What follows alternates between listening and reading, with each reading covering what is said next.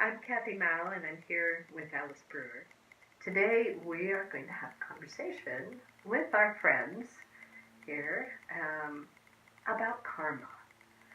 Um, Everybody hears the word, but I'm not sure we have a great understanding of what karma really is. So let's go to the masters and find out. Can we get a definition of the word karma? That's a good place to start. Let's see what comes up around that. Well, the first thing that comes up is that karma is a belief. Oh, it's a belief. Okay. And I'm not sure where that takes us, kind of. I'm not sure. It's just like a belief.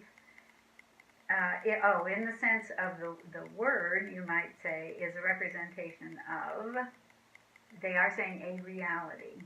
So maybe they can tell us about what is the reality of karma. So immediately we get an image. I hope we all get this image. Get the image of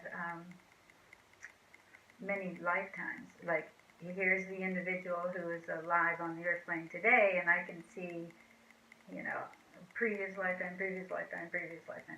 So it has to do with our continuum of many lifetimes for our single evolution, our single spiritual evolution. And would you say that's the spirit's evolution, or is it the soul's evolution? Oh, good point. Remember, they're just giving me an image, and so I'm picking words out that hopefully will translate for you all. So I don't know. It depends on how you define spirit and how you define soul. The implication here is this is the greater energetic being that we all are. Individually, our own individual greater energetic being, and some people, they're showing me spirit, soul. It may be a semantic issue as to what you call that. And within that greater energetic being, there is a portion that we can kind of like bring down to the earth plane to have our earth plane experience. And that's where I see, here's the greater spirit soul of any individual. And there's a lot going on there that we should look at sometime. And then the part that comes down into the individual during this lifetime, and then I see the shadow, you might say. It's kind of like a shadow of previous lifetime, that goes with this portion of spirit that is currently in human form. Does that make sense? Okay. All right. So there's a greater, if we called it the it, for lack of adding a term that might be confusing. Mm-hmm. But it's the essence, in a sense, of a human person, and so you're the essence that's coming down, the essence of the human person, yes, that comes down into this physical form is part of the greater energetic whole that we are. All right. Okay. So we are far more than what's in our physical here body. In this body right now. Oh, and therefore, this is kind of interesting. So when that portion of our greater spirit comes into human physical form, the indication is that it's restricted to the physics of being in a physical body. It's like we don't. It's like pieces come down into human physical form that are more in our face, you might say. That we as a human individual are much more aware of, because we need that to be a human on the earth. We can have access to some of the higher spiritual stuff, but it isn't like bang right there in front of us. We have to go looking for that. Does that make sense? Not yet. Okay. The image is, here's our greater spirit. Here's this little piece of our spirit that flows down into a human physical body. Okay. The human physical body is a limiting factor. I mean, it even feels like being in a box to some extent. Sure. Like, wow, it doesn't. It's a three-dimensional physical It's being limit. restricted by Yes. the physics of being in Sure. a physical body. And because of the reality of living on the earth plane and its, environment and physics and what goes on here, we are given and we develop through lifetimes, they're calling them coping mechanisms, Okay. but coping mechanisms that are both physical, emotional, mental, that are less than, because they're directed specifically to this environment, they're limited to getting along in this environment. Okay. And that's where our main focus is, so that we can survive while we're here. It's necessary. It's necessary. Okay. It's part of the deal to help us survive. That being said, we still have access to all this other part of our greater spirit. It's just that we have to go looking for that. Does that make any sense? Well, sure. So this is the truth of who we really are. This little thing right here is just this moment. This moment in this physical this body, physical in this environment, body. right? Okay. Right. So we were given certain tools or strategies or our family, our location, our Well, it's whole more human like experience. a physical body. Like you Okay. have to eat, you Okay. have to sleep, you have to be safe, physically safe, or you're out of your body. Things like that they keep saying they're limitations, which is Sure. kind of interesting. Kind of Okay. boxes us into what is right in front of us all the time for our survival. But in that survival, we are learning, we have the opportunity, should we desire, should we be oriented that way, to learn how to reconnect with some of these This- greater things yeah. up here, Okay. that are, I don't know how to describe this. It's just like we're limited Mhm. to some extent while we're here by design. There's also the but we've chosen to do by design, okay, to fit in, to be able to survive in this particular environment, and we've chosen to come. I think this came up earlier on another time. We've chosen to come to see if we really can, to see who we really are in the greater spirit altogether, because it's more challenging down here. It's a different environment. There are more greater challenges here than there are above this horizon where most of our greater spirit resides. It's interesting because when they show me the greater spirit and there's a little piece coming down, there are probably other pieces going off other places as well. Yeah.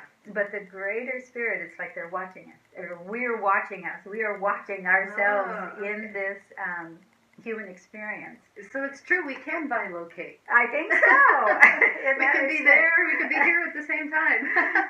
Right. Yeah, They yeah. never show a barrier A between. dividing line. They never show a barrier between the two. Okay. But that the indication is that for most of us, most of the time, our focus is, they're calling it on this lower On level. this lower level. And so we don't generally go around accessing and bringing into our human form this much broader energetic experience most of the time. But we can. We Okay. can access that. I think we Okay. have totally wandered off, but boy, that's Well, interesting. it's very interesting, and my question then is like, so that's this one right now. So when you say you see the shadow of other lifetimes, Karma. That's what yeah, we're talking about. talking about karma. Yeah. Right. So is there something about this limited experience that we're having in this little skinny yes, piece yes, of yes. Totally. Okay. They see where you're going. Okay. Thanks, guys.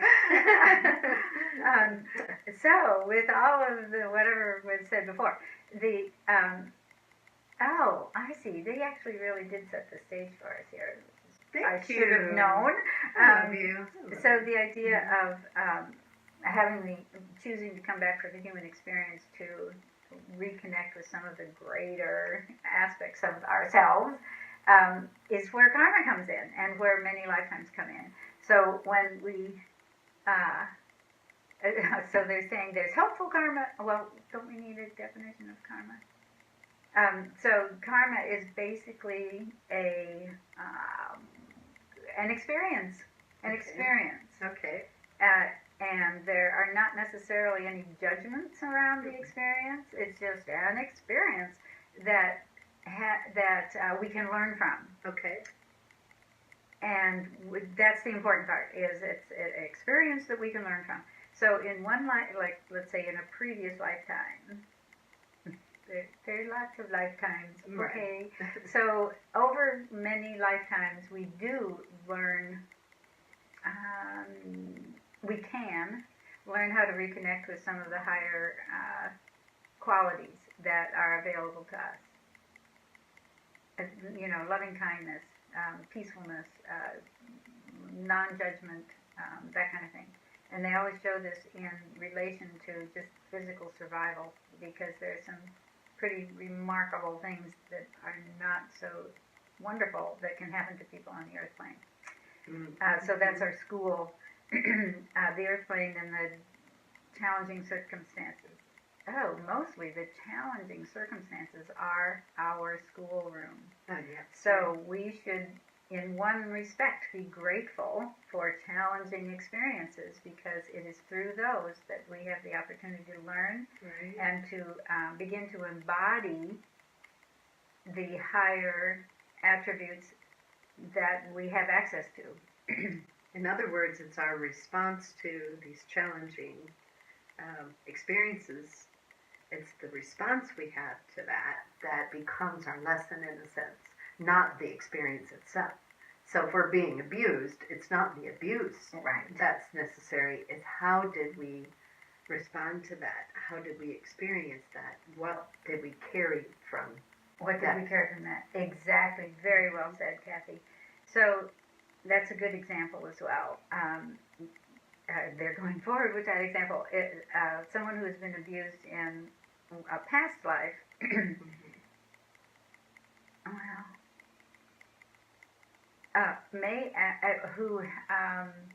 that's a terrible thing to have happen. And they're giving me the example of a child who dies.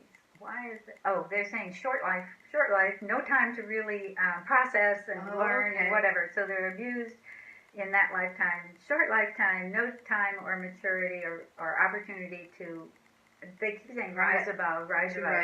So here's another, so they come back into another lifetime, and they may actually have a similar experience to allow them to have the opportunity to respond differently to learn from it, to they keep saying embody. Right. So there are lifetimes we can have where we would have a certain experience and we don't learn from it. We just, people can be stubborn. We don't learn from it. Well, we may have that experience again in another lifetime and again in another lifetime. That's bringing karma over. It's that experience where the opportunity to learn, like, didn't get it that time. Here it comes back again. Here it comes back again. Unless and until we actually are able to embody they keep saying rising above, the rising above that experience. Even then, so that would be kind of like good karma, I guess you'd say. So if abuse is the example, and it's a tough one, we may not learn this lifetime, abused again. May not learn this lifetime, abused again. Oh, we learn in this lifetime, next lifetime, abused again, but bang, rise above it right away. Because you've been able, or get out of it, or whatever the answer is to abuse. I mean, it could be all different kinds of things. But nevertheless, that's what we would call good karma. We've brought over the lesson. We've embodied the rising above. Yes.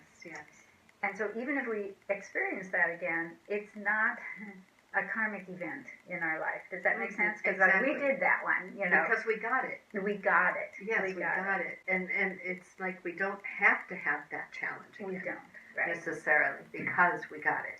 And they're also bringing up the likelihood of having that challenge again. In the example of abuse, the likelihood of having that experience again is very low. However, that individual having all this previous lifetime experience and understanding is likely to be an advocate Yes. An advocate, like passionate about how to help others under those circumstances. Wow. That is, I mean, that has to be a truth. You know, Yeah. that's why we have passions or drives, because we've been through these challenges and got it. And now it's our time to do something with it. Right, Yes. right, and to help others.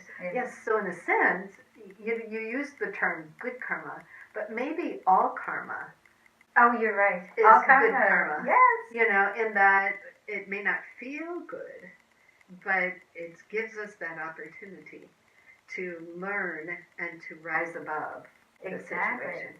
Oh my gosh, So that's they're actually so valuable. reiterating that they said Yes. karma is the experience. Yes, It's not I the. got it. It's up to us whether we Call it good or bad. Good or bad, and so the karma experience may be brought into another lifetime, another lifetime, another lifetime, that kind of thing. Right. Usually, when someone has risen above a challenging karmic experience, so they've risen above it, they've embodied that, they brought that through into this present lifetime. They don't question that. They don't go, oh, gee, I need to work on that. No. But usually, well, probably always, there is something else. There's another issue that they want to look at, and that's where people usually associate challenges with karma. Yes. The good stuff, it's a challenging experience. Well, it may still be a challenging experience, but you know how to manage it so it's not so challenging for you in this lifetime. Right. But there's another one that something else comes something up. else. But that that's what the human experience is all about. Is coming down from here to have an experience, to learn the lesson of rising above, whatever it is. Yeah. Because every time you learn a lesson of rising above, it's like we've added subtracted maybe one more need for a challenge. Yeah. And that's what evolution is, isn't it? It is what evolution is. Yes. The other part that they're saying don't forget is the rising above allows people to have more opportunity to help other people. Okay, right. And that's part of what the goal is, you might say, and also part of what is very satisfying. It feels good to the individual who is helping. Right, and that's when we become like a bodhisattva. The one who comes back simply to be helpful. Probably, yes. Right. Yes, that makes a lot of sense. Sure. Well, that really clarifies the karma piece in my mind. So there is no such thing really as bad karma. Right. Exactly. It's just karma. Karma is karma. It's the opportunity. It is the opportunity. We may tend to focus on the bad challenging, and that's why the two often are associated, but that's really not accurate. Not a truth. Yeah. Yes, it's not a truth. Well, okay. Well, this might be a really good spot to stop on this one, because I think for the first time ever, I got what karma means. Me too. Because I've always thought cause and effect. This time you're going to be poor, but next time you'll be rich, kind of thing. If you have the experience of being poor, then the next time you get to have money. Apparently that's not the case at all. That is not the case. If you call the being poor, comma, and the being rich, comma, and the whatever else as karmic events, you're likely to experience those at some point in time if you choose to come back many times, but they don't go in, they aren't connected. One, black is not connected with white. Okay. It's just karma I is think that's an the experience. Misconception. I think it is. Definitely. Apparently, yeah. It appears to be a misconception. Right. And the important part about that would be that in this lifetime, don't get, it's like don't use the misunderstood definition of karma as an excuse. Okay. A more accurate understanding will help your progress, will help your, they're just showing me if you know what is true, you won't get siphoned off, you won't get diverted, you won't have excuses, things that don't help, that just take our energy somewhere else. If we have the accurate understanding, we can just go with that and get more done more efficiently, apparently. Does that make sense? Yeah, absolutely. I hope it makes sense to the people. I hope so too. Yes, but please ask questions if you don't understand. We'll see if we can get clarification for you. So that's our word on karma.